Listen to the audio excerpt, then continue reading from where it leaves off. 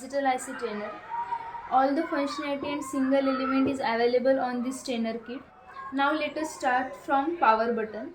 This power button is used for switch on and switch off the circuit. Let's switch on this trainer kit. Now this is the 6 IC bases which are available to mount the IC. Notches are available which is used for lock and unlock the IC.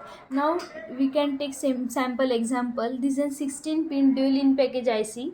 It has 8 pin on one side and 8 pin on other side. Now I will mount this IC on this IC basis and lock this. Now it is not moving. After unlocking this IC, it can easily remove. If I want to put back this IC, we can place without any force, so it is called zero insertion force socket. Now let us discuss about this input section. Here is a 8 digital inputs provided. This input is in binary form. 1 represent that it is in high state and 0 represent that it is in low state. If I provide high input, this LED is glowing. It shows that it is in high state. In electrical supply, this 1 represent 5 voltage supply. Now let us discuss on this output section. If I provided input, the output is display. If LED is glowing, this shows that output is high. If LED is not glowing, it shows that output is low. Now let us discuss 7 segment display. It is called 7 segment display because 7 LED is there. 1 2 3 4 5 6 and 7 is here, which is off. Now I will connect this connector on pin number 2.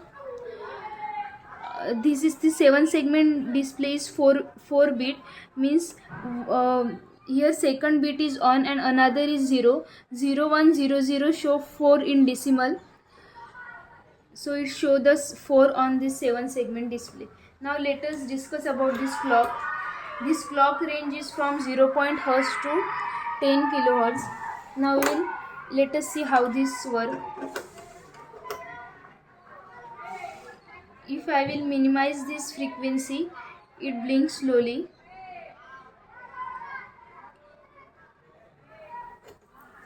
This is positive and negative edge trigger. Now it is in present state. If I push it, it is in off state. This is all about digital IC trainer kit. Thank you.